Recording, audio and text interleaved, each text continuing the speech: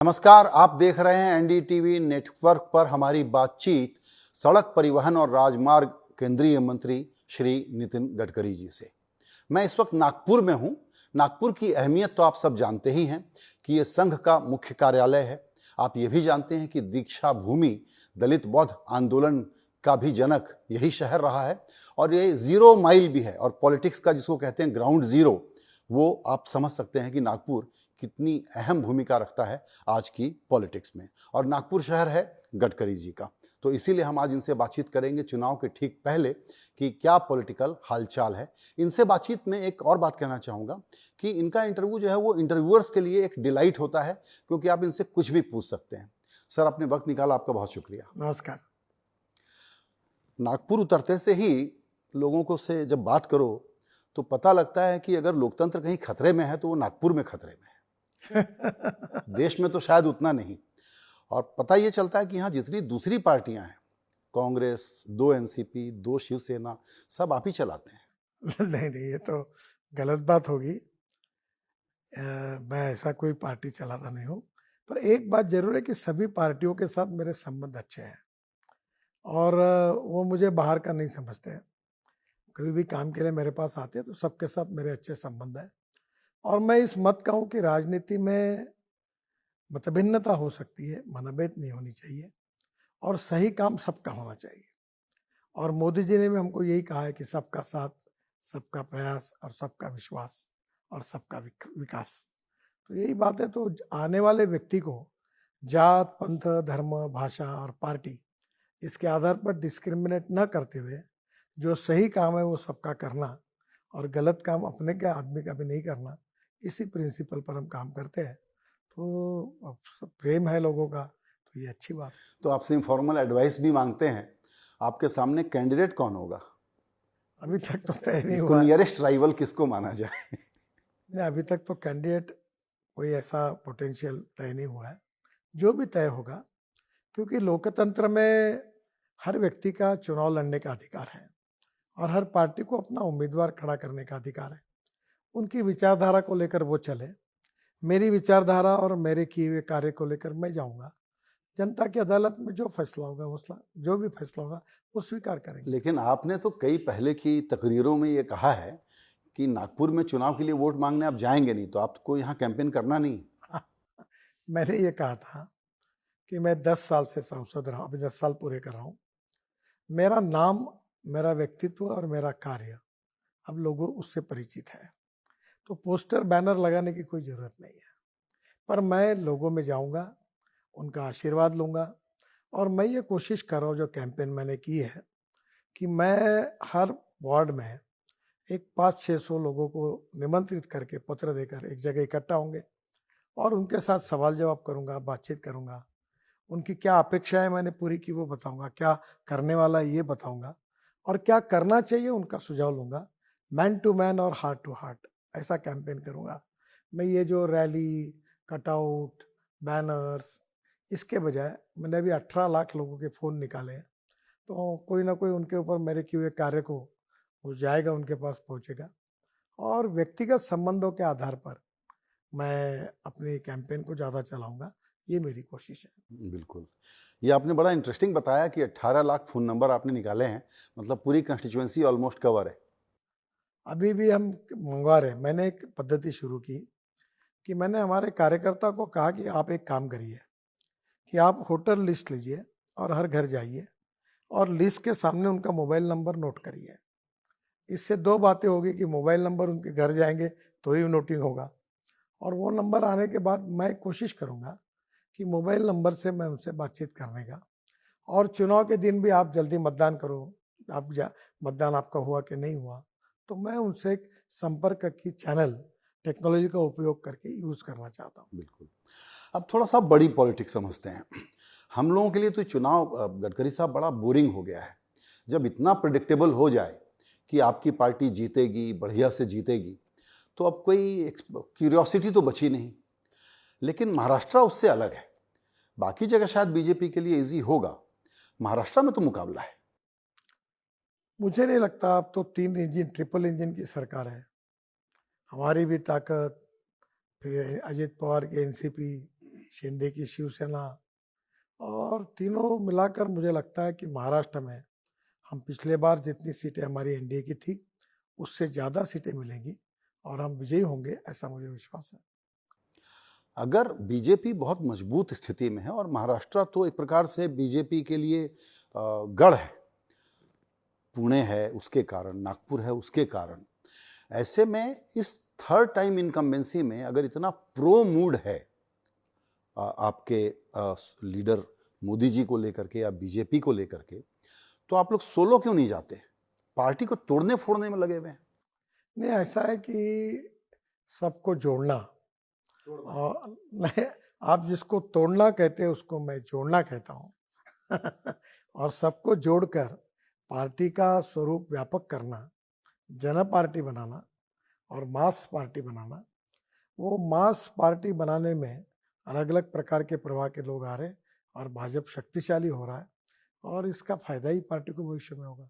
जी, ठीक है, ये तो कि आप नेता भी एक्वायर करें, पार्टियां भी एक्वायर करें, मजबूत हों, लेकिन सामने विपक्ष जो है वो बिल्कुल पवार साहब, उद्धव, कांग्रेस, तीनों बड़ी पार्टियां रही हैं, बड़ी पार्टियां के रूप में इस राज्य में काफ़ी काम किया उन्होंने।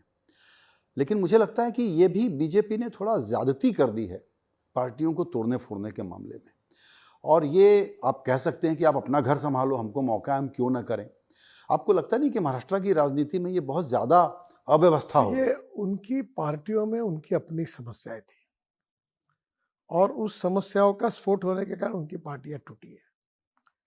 हमने जाकर फोड़ा ऐसा नहीं है। उनकी दोनों पार्टी में जब वो पार्टी एक थी तो उनकी अपनी समस्या थी।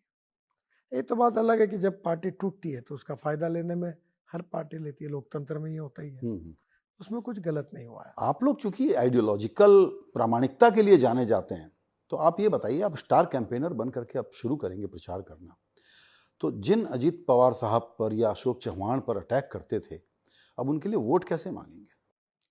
देखिए, पहली बात तो ऐसी है कि जो जो किसी के ऊपर कोई आरोप पत्र होगा या जो होगा तो उसका न्यायालय में, कोर्ट में केसेस है, उसका जो निर्णय होता रहेगा।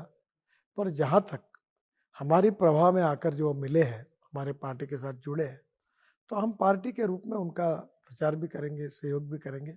वो भी कद्दावर नेता है, उनकी अपनी भी कुछ ताकत है, और मुझे लगता है हम दोनों मिलके हम बहुत बड़ी ताकत बनेंगे जो महाराष्ट्र के विकास के लिए बहुत उपयोगी होगा। मैं अपनी मूल बात पे एक बार वापस आना चाहता हूँ, वो यही कि महाराष्ट्र फिर भी एक टफ स्टेट है बीजेपी और एनडीए के लिए। मुझे नहीं लगता। मुझे लगता महाराष्ट्र में हम काफ़ी अच्छी ताकत से चुनाव जीतेंगे और हमारी सीटें पिछले तुलना में जितनी थी उससे ज़्यादा ही आएगी। क्योंकि एक लेयर और है यहाँ पे, नेशनल मूड के अलावा ये मराठा आरक्षण आंदोलन और ओबीसी के जो मसले सामने आए, ये फुल्ली एड्रेस नहीं कर पाई है बीजेपी, जहां वो आश्वस्त हो सके कि अब ये मांग या इनमें कोई नाराजगी नहीं है और ये लोग आपका साथ देंगे। देखिए, ये कोई आज का मसला नहीं है, पिछले अनेक सालों से चल रहा है, और एकनाथ शिंदे जी ने, देवेंद्र जी ने, अजित पवार जी ने बहुत अच्छे तरीके से टैकल किया है, और इन समाजों का समर्थन निश्चित रूप से हम सबको मिलेगा, ऐसा मुझे लगता है। जी, कांग्रेस पार्टी यहाँ पर सबसे ज़्यादा स्ट्रगल में है, लेकिन विपक्ष की मेन पार्टी है, राहुल गांधी घूम रहे हैं, न्याय यात्रा चला रहे हैं, तो मुझे ऐसा लगता है आप लोग योजना बना के पीछे जाते हैं कि जहाँ जहाँ वो गए वहाँ का नेता तोड़ करके ज़रूर ले आओ। राहुल गांधी के बारे में आप राय क्या रखते हैं? देखिए, उनकी अपनी एक पार्टी है, उस पार्टी के वो प्रमुख हैं। अपनी पार्टी, अपनी विचारधारा बढ़ाने का, संगठन का विस्तार करने का उनका अधिकार है, और जो बातें उनको लगती है वो कहते हैं। मुझे लगता है कि कोई भी पार्टी के इतिहास में उसका भविष्य तय करने का अधिकार जनता को है, और जनता की अदालत में जब वो जाते हैं तो उनकी नीतियों के आधार पर, कार्य के आधार पर, नेतृत्व के आधार पर जनता निर्णय करती है। हमने 10 साल में जो विकास का काम किया है मोदी जी के नेतृत्व में, जो 60-65 साल में नहीं हुआ, वो 10 साल में करके दिखाया। हम हमारे पॉजिटिविटी के साथ, परफॉर्मेंस के साथ, किए हुए काम के साथ इस देश के तकदीर को, देश के भविष्य को बदलना चाहते हैं, और हमारी भविष्य में इस देश को बदलने की जो योजना है, हमने किया हुआ काम और भविष्य का काम, इसको लेकर आत्मनिर्भर भारत कैसे बनाएंगे, हम तीसरी आर्थिक महाशक्ति कैसे बनेंगे, हम विश्वगुरु बनने की प्रक्रिया में कैसे आगे जाएंगे, इन बातों को लेकर हम जनता के पास जा रहे हैं। हमारा परफॉर्मेंस, हमारी सरकार का काम, यही हमारी सबसे बड़ी ताकत है। और हमने जो जनता के हितों में जो योजनाएं चलाई, जिसका फायदा बेनिफिशियरीज के रूप में करोड़ों लोगों को हुआ है, उन सब का उपयोग हमको होगा और हम फिर से एक बार एक ऐतिहासिक जीत जीतेंगे मोदी जी के नेतृत्व में, ऐसा मेरा विश्वास है। बिल्कुल। उसमें फिर वही एक सवाल कि कांग्रेस तो चलिए यहाँ थर्ड प्लेयर है विपक्ष में, लेकिन शरद पवार साहब और उद्धव ठाकरे, इन दोनों की अपनी एक स्टैंडिंग है और बहुत सारी कमेंट्री ऐसी आ रही है कि इन लोगों के बारे में एक प्रकार का सिंपैथी वाला भी फैक्टर है कि इनके साथ गलत हुआ है। तो शायद पवार साहब का अपना कद और ये सिंपैथी फैक्टर भी बीजेपी के लिए एक कठिन मुकाबला तो बनाएगा। देखिए, ये मुद्दे चलते रहेंगे कुछ जगह पर सबसे इम्पोर्टेंट है कि भारत सरकार के रूप में मोदी जी के नेतृत्व में जो विकास के काम हुए, मैंने 5 लाख करोड़ के रोड महाराष्ट्र में बनाए, ये तो लोगों को दिखते हैं जो मोदी जी के नेतृत्व में हमने क्या किया। मेट्रो सब जगह पर आ रही, एयरपोर्ट्स नए बन रहे, कृषि किसानों को बिल्कुल महीने में हमारी योजनाओं में पैसे मिल रहे हैं, हमने एमएसपी की प्राइस हर साल बढ़ाई है, एग्रीकल्चर एक्सपोर्ट को बढ़ावा दिया है। तो नेचुरली हमारे कार्यों का जो बेनिफिट हुआ है गांव, गरीब, मजदूर और किसानों को, सामान्य व्यक्तियों को, उसके परिणाम है। और हम हमारे पॉजिटिविटी के आधार पर, हमने किए हुए काम के आधार पर हम वोट मांग रहे हैं। मेरा विश्वास है यही सबसे प्रभावी मुद्दा रहेगा, जनता हमको वोट देगी और हमारी जीत होगी। बिल्कुल। आपने कई उपलब्धियां बताई कि क्या क्या किया है और क्या मकसद लेकर के आगे वोट मांगेगी बीजेपी, ये तो सही है। उसमें जो सबसे बड़ा एक फैक्टर रहा है जिसमें आप काफ़ी नज़दीक से जुड़े रहे, काम करते रहे, वो है इंफ्रास्ट्रक्चर का। भारत की जो ज़रूरत थी उसमें काफ़ी काम हुआ, सड़कें बहुत बनी, मेरा ख्याल है डेली 38 किलोमीटर का एवरेज आपकी सरकार ने पहुंचाया। भारत की जो इंफ्रास्ट्रक्चर की अभी भी ज़रूरत है, उसको सर्विस करने वाली कंपनियां हमको कम नज़र आती हैं, फिर भी इतना फास्ट एग्जीक्यूशन हुआ, तो उसके पीछे फैक्टर्स क्या हैं? देखिए, पहली बात तो इसे कि आप जो बातें कही उसमें और एक बात मैं ऐड करूंगा, हमने 7 वर्ल्ड रिकॉर्ड किए हैं। अब आज मेरे घर पर है, यही सामने है, ये जो है एशियन रिकॉर्ड बना है, नीचे में रोड, ऊपर में फ्लाईओवर, उसके ऊपर में मेट्रो। तो एक प्रकार से नई टेक्नोलॉजी का उपयोग करना और जो वर्क कल्चर है उसको बदलना। हम लोग म्यूनिसिपल वेस्ट को सेग्रीगेट करके दिल्ली के UR2 में, वडोदरा, मोहम्मदाबाद, डोलेरो रोड में, फिर दिल्ली के रिंग रोड में हमने करीब करीब 90 लाख टन से ज़्यादा कचरा डाला है। हमने 1000 से ज़्यादा अमृत सरोवर बनाए विदाउट कॉस्ट, जो पानी का कंजर्वेशन कर रहे हैं, नदी नालों का खोलीकरण किया। और इतना ही नहीं, तो अभी स्टील स्लैग वेस्ट मटेरियल वो हमने यूज़ किया है। यही मैं आपको कहूँगा कि वरोड़ा बनी, यहीं से हमने बाम्बू का क्रैश बैरियर बनाया पहली बार। तो एक प्रकार से अभी कंस्ट्रक्शन इक्विपमेंट में हम अल्टरनेटिव फ्यूल, इलेक्ट्रिक का यूज़ करने के लिए प्रोत्साहित कर रहे हैं, इलेक्ट्रिक के ट्रक ला रहे हैं, अलग अलग प्रकार के नए ग्लास फाइबर स्टील हमने लाया, बाम्बू का जैसे हम यूज़ कर रहे हैं। तो एक प्रकार से क्वालिटी के साथ कॉम्प्रोमाइज़ न करते हुए हमने काफ़ी बड़े परिणाम, परिवर्तन सिस्टम में किए हैं और इसके कारण वर्ल्ड क्लास हमने प्रोजेक्ट बनाया। अभी जैसे द्वारका एक्सप्रेस हाईवे आप जरूर देखिए, मुझे नहीं लगता कि वर्ल्ड में भी आप इस प्रकार के प्रोजेक्ट देख सकोगे। टनल भी है, ROB भी है, RUB भी है, ऊपर में फ्लाईओवर भी है और एक इस पर 4 लेयर है।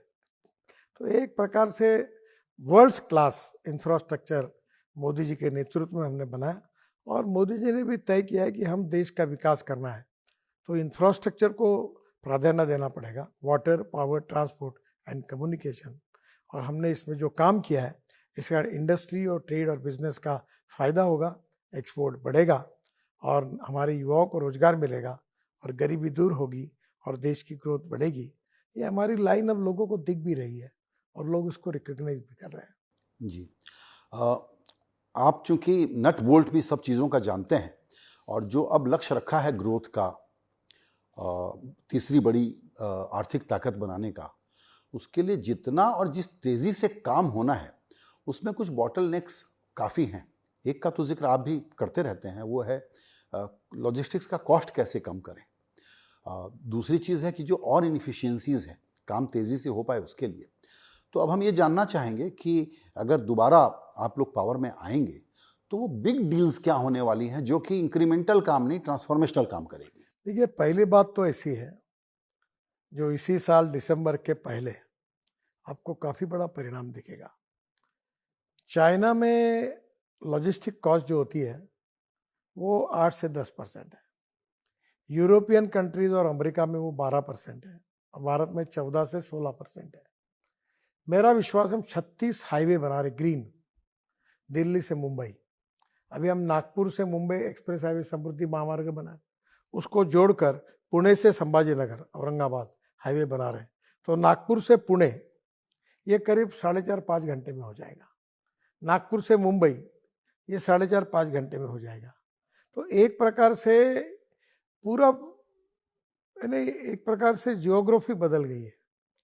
और आपको मैं बताता हूँ, इससे क्या होगा कि एक ट्रक दिल्ली से मुंबई महीने भर में 4 या 5 ट्रिप मारता था, अब वो ट्रक 10 ट्रिप मारेगा।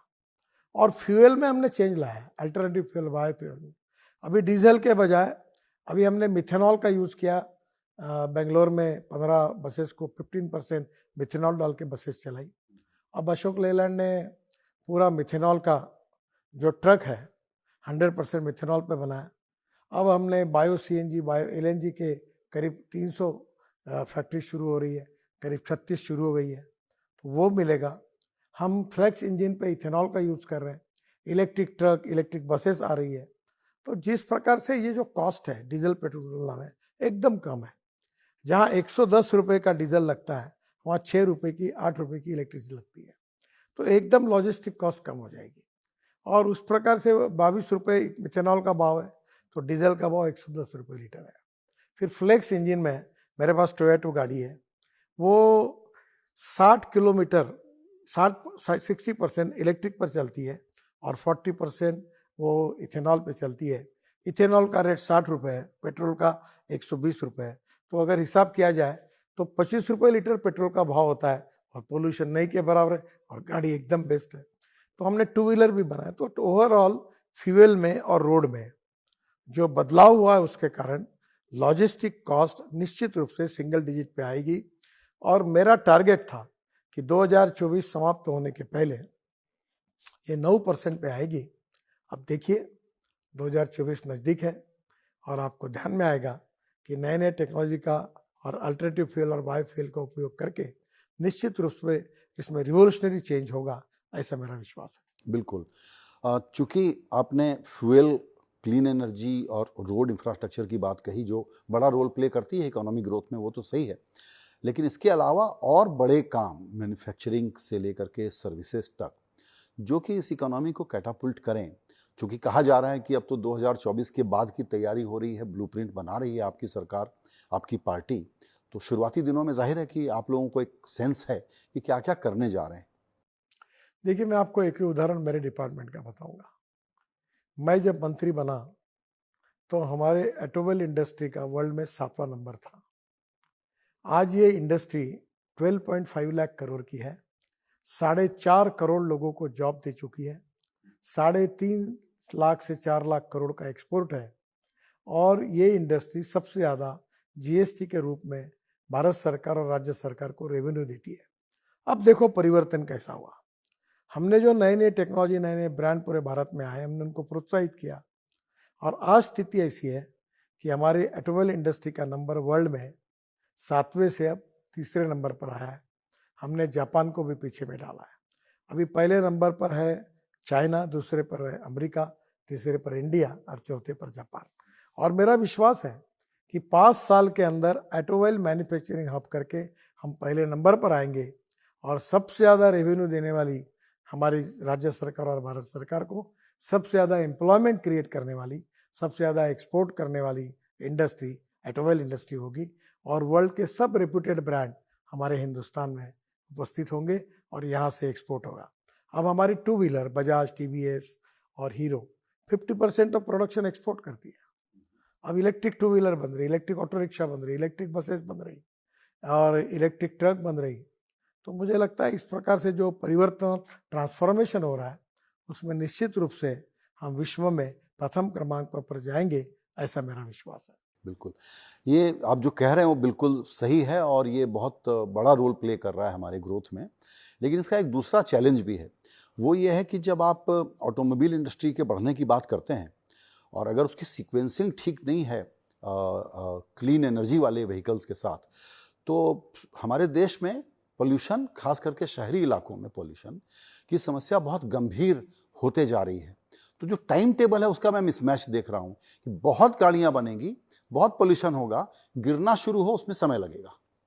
आपकी बात आधी तो सच है कि हम 16 लाख करोड़ का फॉसिल फ्यूल इंपोर्ट करते हैं और जिसके कारण प्रदूषण की समस्या गंभीर है। पर अभी हमने इलेक्ट्रिक लाया, आपको पता है, शायद पता होगा, 350% राइज हुआ। अब इलेक्ट्रिक कार के लिए वेटिंग लिस्ट है, मेरे पास लोग आते हैं। इलेक्ट्रिक स्कूटर के 400 मैन्युफैक्चरर बने, 400। और आज इलेक्ट्रिक स्कूटर की स्थिति ऐसी है कि छोटे छोटे लोग 60 किलोमीटर कैपेसिटी की इलेक्ट्रिक स्कूटर बना रहे हैं। लिथियम आयन बैटरी जब हमने शुरू किया, $150 पर किलोवाट पर आवर कीमत थी, अब वो $112 पर किलोवाट पर आवर आई है। और अब वो $100 पे जब आएगी तो पेट्रोल डीजल व्हीकल और इलेक्ट्रिक व्हीकल की कॉस्ट सेम होगी। पर पेट्रोल व्हीकल पर आप अगर महीने भर में अगर 20 से 25 हज़ार रुपये खर्चा कर रहे हैं, तो इलेक्ट्रिक पर आपका खर्चा 2,000 रुपये आएगा, यानी 22 से 23 हज़ार रुपये की बचत होगी। तो बड़े प्रमाण पर इलेक्ट्रिक आ रही है, हर आदमी इलेक्ट्रिक की गाड़ी, इलेक्ट्रिक की स्कूटर, ऑटो रिक्शा खरीदी कर रहा है। इलेक्ट्रिक का हमारा ई रिक्शा बहुत पॉपुलर हुआ है, ई कार्ट आया है। अब आप देखो, अब नागपुर में भी जाओगे तो इलेक्ट्रिक बसेस दिखेगी आपको, और 5 साल के अंदर सब शहरों में इलेक्ट्रिक बसेस दिखेगी। और इतना ही नहीं तो दूर दूर जाने वाली, जैसे दिल्ली से शिमला, दिल्ली से चंडीगढ़, पुणे से मुंबई, सब इलेक्ट्रिक गाड़ियाँ दिखेगी। वो दिन अब दूर नहीं है।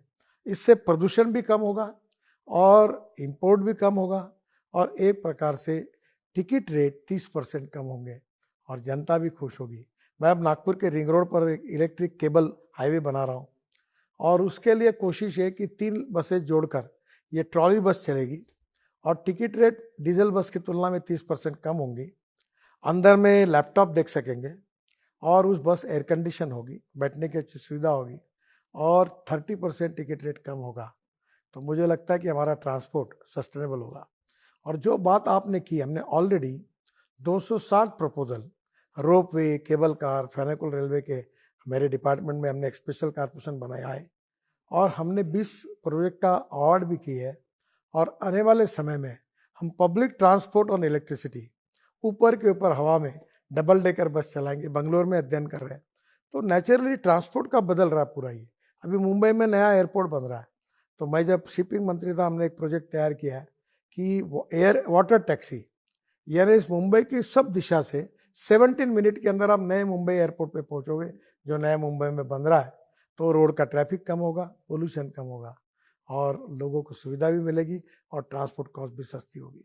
तो ट्रांसपोर्ट मोड में बहुत बदल हो रहे हैं, मेट्रो का विस्तार हो रहा है और मुझे लगता है कि आने वाले समय में पार्किंग प्लेसेस बनेगी, अच्छे रोड बनेंगे और निश्चित रूप से ये सस्टेनेबल डेवलपमेंट हमारे देश में वर्ल्ड स्टैंडर्ड का जो इंफ्रास्ट्रक्चर करने की मोदी जी की एक ये उद्दिष्ट है, वो निश्चित रूप से पूरा हो। बिल्कुल, आपने अभी जो जिक्र किया कि आपका मंथली बिल कम हो जाएगा ट्रांसपोर्ट का कॉस्ट विज़ावी फॉसिल गाड़ी एंड ईवी, तो उसमें प्रधानमंत्री जी ने कुछ नए इंटरेस्टिंग डेटा दिए कि इनकम टैक्स रिफंड का जो पैसा जल्दी वापस मिला, वो एक लोगों का फ़ायदा था। वो ईज़ ऑफ लिविंग के एग्जाम्पल दे रहे थे। तो बिजली बिल और आपने ट्रांसपोर्ट का बताया कि ये भी आप लोगों की, हम लोगों की रियल बचत करवाने का प्रयास कर रहे हैं। तो ये ईज़ ऑफ लिविंग क्या एक्चुअली इतना टेंजिबल है कि आपके वोटर को समझ में आए? अभी तो डिजिटल इंफ्रास्ट्रक्चर डेवलप हुआ। मेरे डिपार्टमेंट में 17 बातें ऐसी है कि अगर आपको पुलिस ने आपको अटकाया कि तुम्हारा कागज बताओ, तुरंत मोबाइल फ़ोन से आप दिखा सकोगे। ड्राइविंग लाइसेंस दिखाओ, मोबाइल फ़ोन से दिखा सकोगे। तो इतना चेंज हुआ है टेक्नोलॉजी का उपयोग करके कि धीरे धीरे करप्शन भी बंद हुआ, ट्रांसपेरेंसी भी आई और डिसीजन मेकिंग प्रोसेस फास्ट हुई। तो आज इनकम टैक्स में तुरंत पैसा वापस मिलता है, कहीं जाने की ज़रूरत नहीं। किसी को रिश्वत देने की जरूरत नहीं। तो ये सुधार एडमिनिस्ट्रेशन में जो सुधार हुआ है, इससे भी ईज ऑफ बिजनेस में काफ़ी बड़ा परिवर्तन हुआ है। अभी अभी हम लोग अलग अलग प्रकार से गवर्नमेंट से जो लाभार्थियों को पैसा भेजते हैं, वो डायरेक्ट डिजिटल ट्रांसफर होता है। उसके कारण 3.5 लाख करोड़ 4 लाख करोड़ का करप्शन कम हुआ है। अब कहीं जाना नहीं पड़ता, ऑफिस में चक्कर नहीं भरने पड़ते। कोई निराधार योजना में आपको पैसा मिलता है, डायरेक्ट बैंक अकाउंट में जमा होता है। आपकी स्कॉलरशिप बैंक अकाउंट में जमा होती है, पेंशन बैंक अकाउंट में जमा होती है। कहीं करने की जरूरत नहीं, कहीं जाने की जरूरत नहीं। और यही डिजिटल इंफ्रास्ट्रक्चर डेवलप हुआ है। आजकल रुपी कार्ड बहुत पॉपुलर बना है। तो मुझे लगता है कि जिस प्रकार से ये डेवलपमेंट हुई है, निश्चित रूप से लोगों को राहत मिली है और इसके कारण लोग दुआएं भी दे रहे हैं। ये कहा जा सकता है कि डिजिटल का प्रयोग जिस तरीके से आप लोगों ने किया है डायरेक्ट बेनिफिट ट्रांसफर के लिए is equal to direct vote transfer also. देखो, जिसको फायदा मिलेगा, जिसको बेनिफिट मिलेगा, वो पॉजिटिविटी के साथ वोट तो हमको ही देगा। हम हमारे किए हुए काम के भरोसे वोट मांग रहे हैं। जो कांग्रेस 65 साल में नहीं कर सकी, वो 10 साल में मोदी जी के नेतृत्व में हमने करके दिखाया। निश्चित रूप से इसका फायदा होगा। बिल्कुल। आपने अभी मुंबई के एयरपोर्ट का जिक्र किया और बोट्स का जिक्र किया। मुझे याद है पहले के इंटरव्यूज़ में आपने जिक्र किया था एक बार कि जिस तेज़ी से आप चाहते हैं कि मुंबई पोर्ट ट्रस्ट की जो ज़मीन अवेलेबल है, सी फ्रंट है, जो ट्रांस हार्बर लिंक बना है, उधर का वो पूरा फ्रंट खुल जाए तो मुंबई का कायाकल्प हो जाएगा।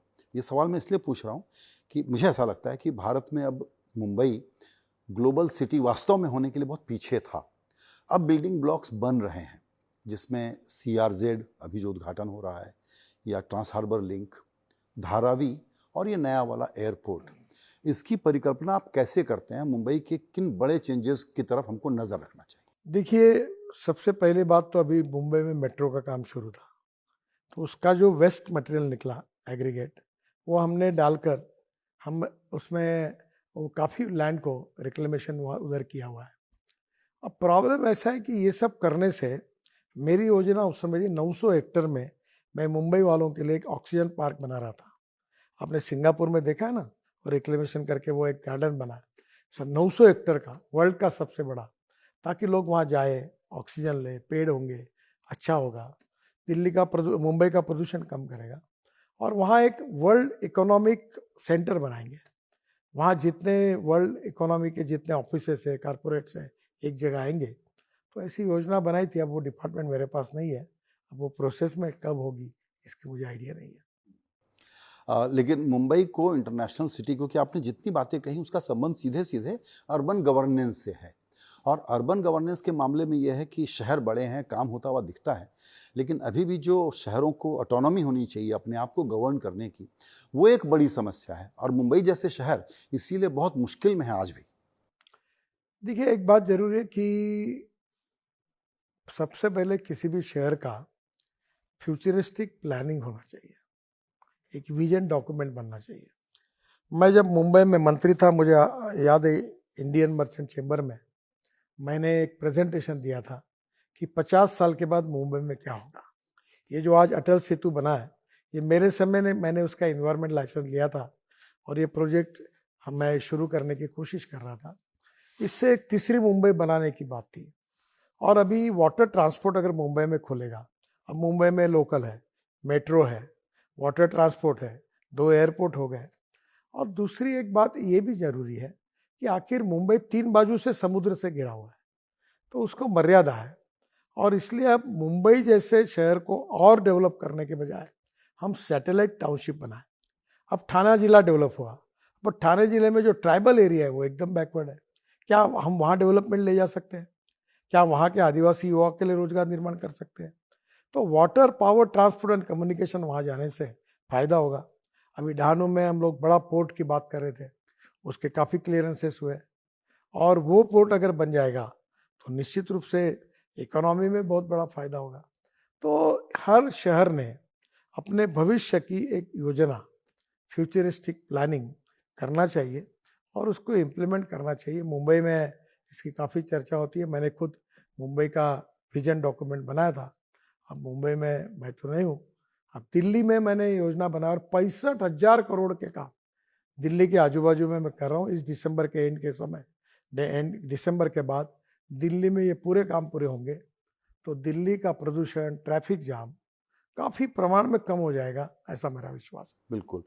चूंकि आपने जिक्र किया कि मुंबई के अलावा सैटेलाइट टाउन, तो वैसे ही महाराष्ट्र राज्य को लेकर के ये विषय चलता रहा है। विदर्भ, पश्चिम महाराष्ट्र, समृद्धि, बैकवर्ड इलाके, आपने कहा ठाणे में भी ट्राइबल इलाके हैं। तो ये सम्यक ओवरऑल डेवलपमेंट हो स्टेट का, उस पर कितना फोकस होना चाहिए? हमको लगता है उसमें अभी भी कमी है। जितना रीजनल इक्वलिटी होनी चाहिए, उतना अभी प्लानिंग में अभी भी नहीं है। रीजनल इम्बैलेंस है, ये कटु सत्य है। और इसलिए प्रधानमंत्री जी ने बहुत अच्छी बात की। उन्होंने 120 एस्पिरेंट डिस्ट्रिक्ट तैयार किए जो सोशली, इकोनॉमिकली, एजुकेशनली बैकवर्ड है, और 500 ब्लॉक्स आइडेंटिफाई किए। अब ये 500 ब्लॉक्स और 120 डिस्ट्रिक्ट के लिए मेरा ये व्यक्तिगत मत है कि एक अलग बजट बनना चाहिए स्टेट का और सेंट्रल का, इंफ्रास्ट्रक्चर के लिए, इरिगेशन के लिए, इंडस्ट्रियल पैकेजेस के लिए, ताकि यहाँ की ग्रोथ बढ़े और जल, जमीन, जंगल और जानवर, इसके आधारित वहाँ की इकोनॉमी बदल सकती है। क्योंकि ये 120 डिस्ट्रिक्ट और 500 ब्लॉक, ये मेजोरिटी एग्रीकल्चर, रूरल, ट्राइबल और फॉरेस्ट एरिया में है, और वहाँ की स्ट्रेंथ का उपयोग करके वही की पॉलिसी बनेगी तो ये समृद्ध संपन्न बनेंगे, आत्मनिर्भर भारत बनेगा, ग्रोथ रेट बढ़ेगी, नए रोजगार निर्माण होंगे, और यहाँ से लोग मुंबई, पुणे, दिल्ली, कलकत्ता, चेन्नई, बेंगलोर नहीं आएंगे, तो अर्बन प्रॉब्लम भी कम होंगे। मैं आपको एक बात बताता हूँ, मैं जब छोटा था, स्कूल में जाता था, तो मुंबई में चेंबूर में मेरी बहन रहती थी, तो लुंगी पहने हुए लोग खूब दिखते थे मार्केट में। अब कोई नहीं दिखते, क्योंकि लुंगी पहनने वाले कर्नाटक, तमिलनाडु, केरला में इंडस्ट्रियल डेवलपमेंट हुई, लोग चले गए। अब बिहार के लोग थोड़े बहुत दिखते हैं, धीरे धीरे कम हो रहे हैं। जब बिहार और यूपी का जब विकास हो रहा, तो मुंबई में जो बिहार और यूपी की पॉपुलेशन है वो अपने गांव में की तरफ जा रही है। तो मेरा आपको एक सुझाव है कि ये जब विकास में जो असमतोल है, ये अगर दूर हो जाएगा और जो विशेष रूप से बैकवर्ड है उनके लिए विशेष प्रावधान होगा, तो निश्चित रूप से देश की परिस्थिति बदलेगी। और गांधी जी यही कहते थे कि स्वदेशी, स्वावलंबन और स्वातंत्र्य। अभी मैं आपको बात बताता हूँ कि जंगल में बांबू है, तो बांबू से फर्नीचर बनता है, बांबू से अचार बनता है, बांबू से कपड़ा बनता है, बांबू से इथेनॉल बनता है। अब बांबू की इकोनॉमी 2 लाख करोड़ की बन सकती है। हमने बांबू का क्रैश बैरियर बनाया तो वो ट्राइबल लोगों को काम मिलेगा। अब वहाँ हमारी अभी गढ़चिरौली में अभी वहाँ आयन ओर है, और अभी मैं आपको बहुत विचारपूर्वक बता रहा हूँ कि 5 साल के बाद महाराष्ट्र में सबसे ज़्यादा रेवेन्यू देने वाला डिस्ट्रिक्ट गढ़चिरौली होगा। सबसे जमशेदपुर से भी अच्छे क्वालिटी का आयरन ओर वहाँ है। अब आयरन ओर आधारित वैल्यू एडिशन की सब इंडस्ट्री उस एरिया में हो रही है, चंद्रपुर और गढ़चिरौली के क्षेत्र में। नेचुरली डेवलपमेंट होगी, रेवेन्यू बढ़ेगा, रोजगार निर्माण होगा, प्रगति होगी, समृद्धता, संपन्नता आएगी। अभी हमारे यहाँ हम और टाइगर कैपिटल है, ऑरेंज सिटी है, 350 टाइगर नागपुर और सिर्फ 3.5 घंटे के डिस्टेंस पे। पेंच है, ताड़ोबा है, अब काना है, ये उमरेड का है, फिर ये सब जगह अब लोग रोज फॉरेन से टूरिस्ट आ रहे हैं। अब नए नए रिसोर्ट बन रहे हैं, होटल्स बन रहे हैं, रोजगार मिल रहा है हजारों लड़कों को, कोई शेफ बन रहा है, कोई वेटर बन रहा है, टैक्सियाँ चल रही। टूरिज्म ऐसा सेक्टर है कि 49% कैपिटल इन्वेस्टमेंट रोजगार पे खर्चा होती है। तो नेचुरली अब ये 120 डिस्ट्रिक्ट और 500 ब्लॉक्स की एक विजन बनाकर वहाँ का सोशल इकोनॉमिक ट्रांसफॉर्मेशन कैसे हो, नए रोजगार कैसे निर्माण हो, इसके आधार पर राज्य सरकार और भारत सरकार में मेरा तो व्यक्तिगत मत है कि अलग बजट बनाकर इसके तरफ ध्यान देना चाहिए, ऐसा मुझे लगता है। बिल्कुल। अब इंटरव्यू के आखिरी हिस्से में एक अभी का विषय ज्वलंत है, अगर उसकी चर्चा नहीं करूंगा तो बातचीत अधूरी रह जाएगी। वो है इलेक्टोरल बॉन्ड से जुड़ा हुआ। बॉन्ड आया, कई साल हो गए, सुप्रीम कोर्ट ने कह दिया गलत है, अब नहीं होगा, और अब वो नाम सामने आ रहे हैं किसने बॉन्ड खरीदे और किस पार्टी को कितने पैसे मिले। इसमें असल मुद्दा ये है कि बात थी कि कैश का इस्तेमाल कम हो, भ्रष्टाचार कम हो, चुनाव साफ सुथरे हों। वो दिल्ली तो बहुत दूर है ना। देखिए, एक बात तो सच है कि चुनाव में पैसा तो लगता है, सभी पार्टियों को लगता है, और आप अगर इकोनॉमी को अच्छा करेंगे, नंबर 1 पर करेंगे, तो बॉन्ड के रूप में नंबर 1 में अगर पॉलिटिकल पार्टी को फाइनेंस होता है, इसी भाव के साथ ये योजना बनी थी, तब अरुण जेटली जी वित्त मंत्री थे, उसमें गलत क्या था? खैर सुप्रीम कोर्ट का निर्णय, मैं कोई उसके ऊपर कमेंट्स नहीं करता। अगर आप बॉन्ड्स नहीं अलाउ करोगे तो लोग नंबर 2 में पैसे लेंगे, होने तो वाला ही है। तो कहीं ना कहीं मुझे ऐसा लगता है कि सभी पार्टियों को अगर इस प्रकार का सोर्स मिल जाएगा तो अच्छा होगा। और वर्ल्ड में भी कुछ जगह सरकार फाइनेंस करती है पार्टियों को, कोई ना कोई व्यवस्था सब पार्टियों ने एक्सेप्ट करके देश में होने की आवश्यकता है, ऐसा मुझे लगता है। और जिन्होंने बॉन्ड दिए उनके किसी बदले में नहीं दिए। अच्छा, कोई बॉन्ड वही देगा जो धनवान है, धनवान वही है कि जो कॉन्ट्रैक्टर होगा, ट्रेड बिजनेस इंडस्ट्री में बड़ा होगा, वही दान दे सकता है। तो उसको इस प्रकार से जोड़ना भी गलत है। और मुझे लगता है उत्स्फूर्त रूप से लोगों ने बॉन्ड के रूप में मदद की थी और वही हमको मिली है। लेकिन जो बात सामने आ रही है सर, वो यह है कि इस बॉन्ड में कोई दूसरा व्यक्ति काले को सफेद करके बॉन्ड से दिलवा सकता है, लेकिन काला पैसा इसके पीछे न हो, इसकी गारंटी कोई नहीं दे सकता। देखिए सर, एक बात बताता हूँ, ये काला और सफेद पैसा क्या होता है? मैं आपको एक बात बताता हूँ, जिस पैसे से एम्प्लॉयमेंट क्रिएट होता है, जिस पैसे से ग्रोथ क्रिएट होती है और जिस पैसे से गवर्नमेंट का रेवेन्यू बढ़ता है, उसको हम ब्लैक कैसे कहें? प्रॉब्लम वो है कि जो पैसा लेके कहीं दुनिया में जाके डंप करता है, तो कहीं ना कहीं आर्थिक विश्व में आर्थिक ट्रांसफॉर्मेशन हो रहा है। फिलहाल का जो ट्रुथ है, चूंकि हम चुनाव में हैं, दुनिया के सबसे बड़े लोकतंत्र का सबसे बड़ा चुनाव हो रहा है इस वक्त, उसमें अपोजिशन पार्टियों को आप लोगों ने चोक कर दिया है। उनके पास कुछ है नहीं चुनाव लड़ने के लिए, तो बिल्कुल लेवल प्लेइंग फील्ड नहीं है। देखिए, उनका फील्ड उनको चुनना होगा, उनका फील्ड उनको बनाना होगा, उनके फील्ड के लिए लगने वाला स्पोर्ट का साहित्य उनको लाना होगा। वो उसमें कम पड़ते, तो वो कारण है। मैं जनसंघ का जब मैं पार्टी में आया था, भारतीय जनता पार्टी में 1980 में, तब मैंने 77 के चुनाव से पार्टी में आया और मैं 75 की इमरजेंसी से राजनीतिक कार्यकर्ता बना। तब चुनाव में हार गए। लोग कहने लगे अटल जी हम दो हमारे दो, अटल जी अडवाणी और 2 MP आए थे। फिर मुझे याद है उस समय वो मराठी में पूना में लिखा था, पर्याय करके चिल्लाते कौन, जिनके लोकसभा में चुनकर आए दोन। ये भी मैंने देखा। अब देखिए कि हम उस परिस्थिति से हमने हमारे ताकत पर, कार्यकर्ताओं के ताकत पर, नेतृत्व के ताकत पर, अटल बिहारी वाजपेयी जी के नेतृत्व में हमारी सरकार बनी।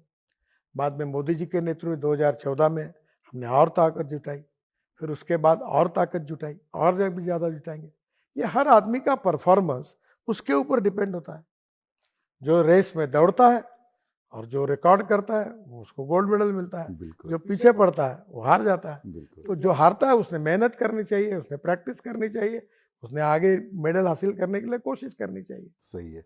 आपने अभी एक ऑन अ सीरियस नोट बड़ी इंपॉर्टेंट बात और कही कि दूसरे देशों में जैसी व्यवस्था है, तो अभी वाली जो चर्चा चली है इलेक्टोरल बॉन्ड वाली, उसके संदर्भ में आप ये सुझाव दे रहे हैं कि सरकारी फंडिंग फॉर ऑल कैंडिडेट्स, इसको विचार किया जाना चाहिए, यही एक तरीका है। मैं आपको बताता हूँ, जहाँ तक मेरी जानकारी है, अरुण जेटली जी ने जब किया था तो उन्होंने विपक्ष के लोगों से भी चर्चा की थी। और ये विषय मेरा तो नहीं है, पर लोकतंत्र में आम सहमति से हम कोई ढूंढ सकते हैं ऑप्शंस, क्योंकि आवश्यकता तो है। तो उसमें सबसे अच्छा ऑप्शन कौन सा होगा जो लोकतंत्र को क्वालिटेटिव वे से मजबूत करेगा, उसके बारे में सब लोगों ने सोचना चाहिए, और सब लोग सोचेंगे तो कुछ अच्छा निकल सकता है। बिल्कुल। आपने आज बहुत सारगर्भित बातें बताई, उसके लिए आपका बहुत धन्यवाद। आपके चुनाव के लिए बहुत शुभकामना, नागपुर के लिए खास करके। लेकिन एक टारगेट, फिर आप टारगेट वाले आदमी हैं तो टारगेट दे दीजिए, मार्जिन कितना रहेगा विक्ट्री का? अब ये तो बताना एकदम ठीक नहीं होगा, पर मुझे लगता है कि मैं इस बार कम से कम मैं कोशिश कर रहा हूँ कि मैं 5 लाख वोटों के मार्जिन से चुनाव जीतूं।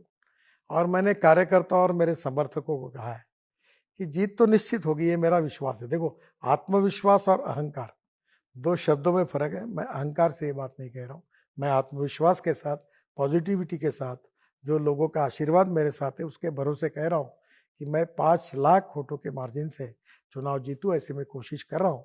टारगेट सामने रखा हुआ है, देखिए जनता की अदालत में क्या होता है। आपको इसके लिए बहुत बहुत शुभकामनाएं। नमस्कार, थैंक यू।